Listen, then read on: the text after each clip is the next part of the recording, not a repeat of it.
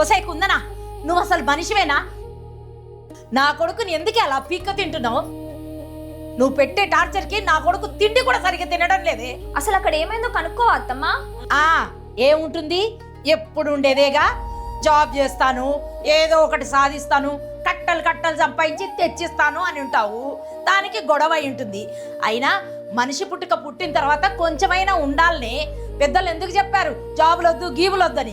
అర్థం చేసుకోవాలి. అక్కడ టాపిక్ నా జాబ్ గురించి కాదత్తమ్మా. మరి దేని గురించో?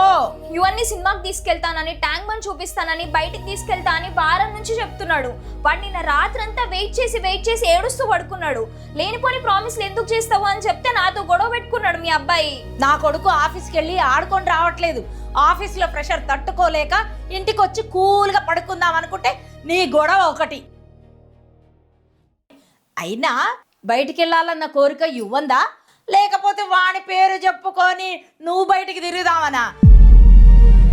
ఏం గొడవలో ఏంటో. చిచ్చి, మనిషి పుట్టుక.